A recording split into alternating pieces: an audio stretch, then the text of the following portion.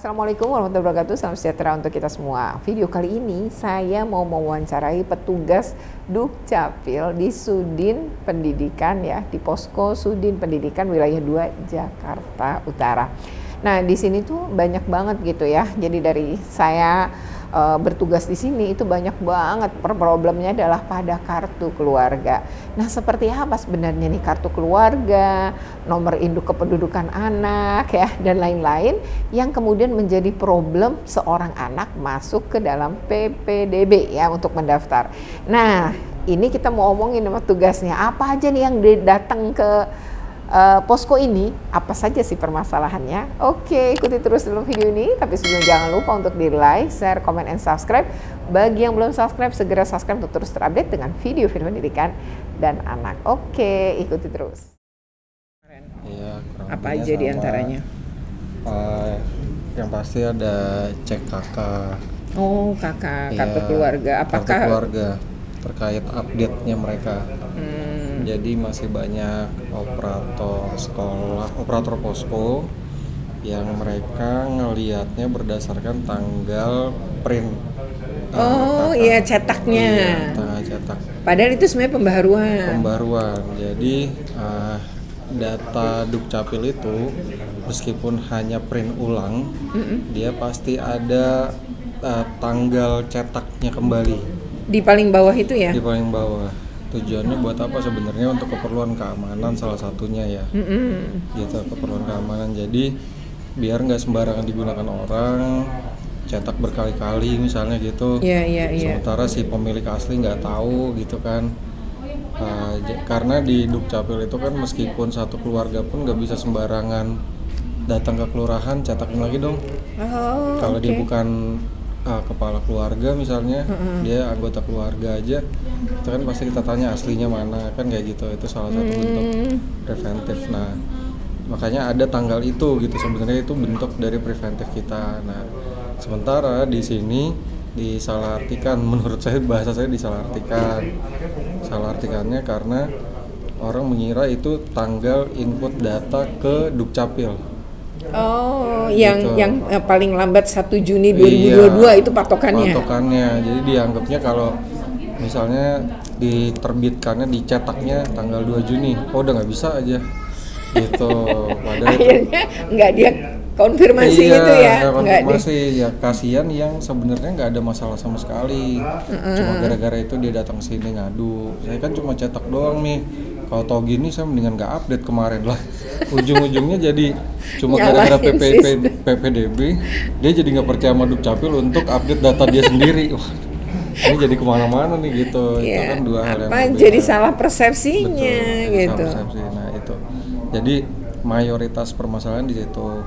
Sisanya dari situ baru kita nemu beberapa kasus kalau di hari ini ternyata ada data yang belum tersinkronisasi. Contoh data anaknya tadi cuma satu kasus yang begitu. Jadi dan ini memang termasuk kasus yang jarang. Jadi dia sudah per tahun 2019 sudah di Jakarta. Tapi pada saat ada sinkronisasi antara Dinas Dukcapil dengan Kemendagri, itu datanya ketarik lagi ke tempat asal dia. Jadi sebelumnya itu anak dari Kalimantan pindah ke Lampung, dari Lampung pindah ke Jakarta. Di tahun yang jedanya lumayan lama, setahun 2 tahun, terus habis itu berapa tahun kemudian pindah lagi gitu. Ini ketariknya bukan ke Lampung, tapi ke Kalimantan, ke tempat yang pertama banget.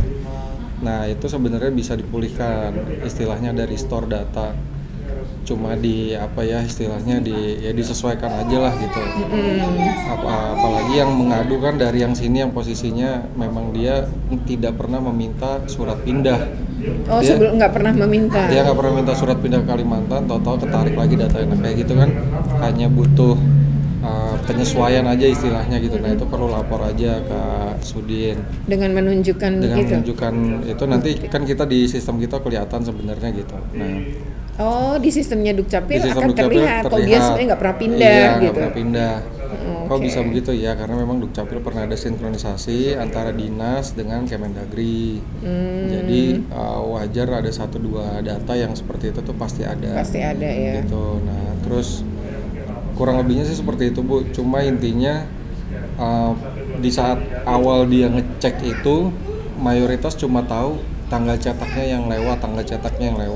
Ya itu rata-rata ya. Rata-rata itu pada saat kita cek memang lewat, ya berarti memang dasarnya dia nggak bisa masuk PPDB kan gitu. Ya, betul.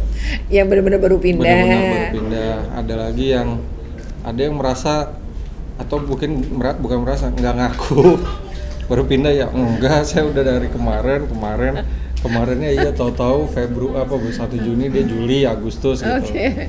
Gitu. Ngerasanya udah setahun gitu. Itu ada. Atau kebuat anak saya udah di sini sekian tahun kok, iya tapi baru dimasukin kakaknya kemarin gitu, itu ada juga. Oh kalau kayak gitu nggak bisa ya, walaupun dia udah lama Nggak tinggal bisa. tapi kakaknya tuh Kan tetap. kalau di bahasa kalau kita deskripsikan tuh si anak yang mau sekolah sudah terdaftar di alamat kakak, alamat tempat dia mendaftar itu selama 1 tahun ditandai dengan dokumen kependudukan, kan gitu istilahnya. Jadi Berarti orang tua mah nggak boleh abai ya. iya, makanya kita slogannya Dukcapil, wah saya promo banget ya.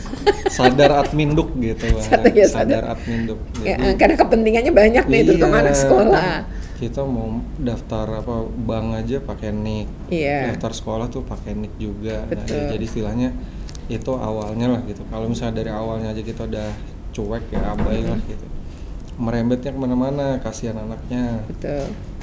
Selama di sini saya ada 2 atau 3 kali kalau nggak salah kalimatnya sama, anaknya udah 8 tahun pak. Iya kenapa 8 tahun diem aja kemana Aku nggak aja. pernah dimasukin. Iya. Anaknya udah 8 tahun Yang penting Pak. punya akte Betul. gitu ya, tapi tidak dimasukin ada kakak. yang ini pindahnya udah dari 2 tahun lalu atau setahun lalu, tapi nggak langsung masuk. Nah terus ada lagi yang saya baru kali ini gini-gini, ya bapak saya udah dari 2019 jaga PPDB, bapak kemana aja. Jadi ya orang tua itu ya itu 1-2 orang sih iya. sebenarnya, jadi nggak bisa dipungkiri. Kadang orang sadar PPDB itu kalau ada anaknya mau dia daftarin, kalau nggak dia cuek. Betul. Jadi memang harus ada kasus dulu baru aware. Baru aware dia. Nah, sama juga kayak tadi update nih tadi, kalau dia nggak ada kasus gitu dia nggak tahu tuh anaknya lagi ada di Kalimantan. Data anaknya benar nggak? Iya betul Iya, nggak nyadarin kalau ketarik iya. ke sana. Apa namanya? Kadang si kakaknya pun masih yang bertanda tangan, itu kakak udah lama banget itu. Pas era pandemi aja 2020-2021 itu kita udah mulai berbarcode. Jadi kan berarti udah lama banget dia nggak update betul. Nah itu jadi orang kalau bahasa kita tidak ada transaksi. Jadi terkadang orang kalau nggak ada transaksi cuek aja tuh, kalau nggak emang digedor-gedor sama RT RW. Cuma kan nggak bisa dipungkirin ada daerah-daerah yang agak eksklusif kan. RT RW-nya juga mau gedor rumahnya, aduh pintu gerbangnya aja segede rumahnya dia sendiri kan gitu.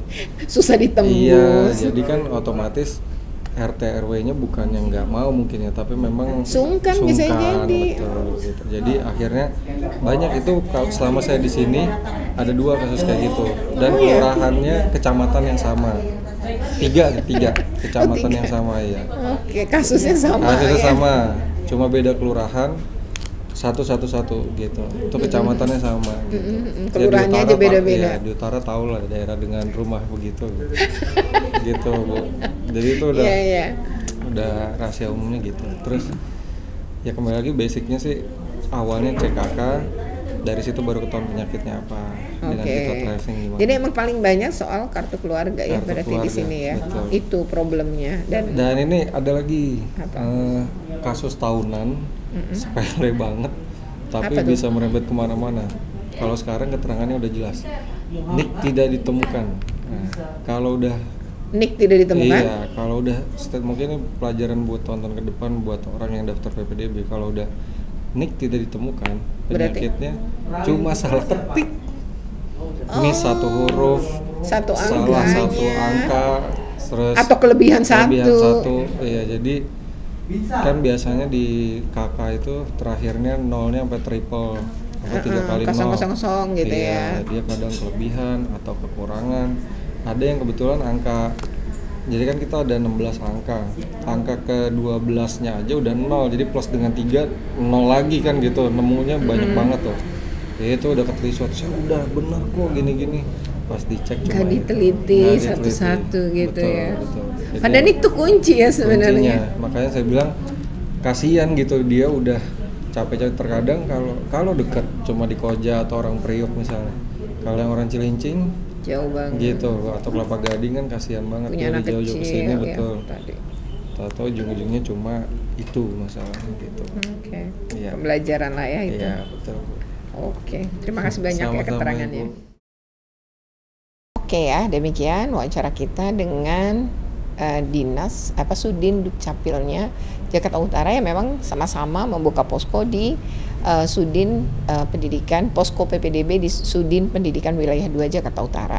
Tadi ada kasus tentang kartu keluarga, itu yang paling banyak ya, ada yang pihak sekolah keliru ya membaca data yang seharusnya itu hanya update.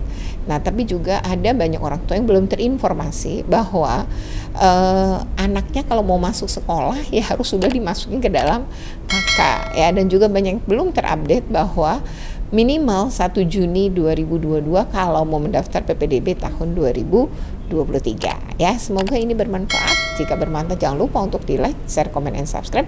Bagi yang belum subscribe segera subscribe untuk terus terupdate dengan video-video pendidikan dan anak. Oke, terima kasih. Wassalamualaikum.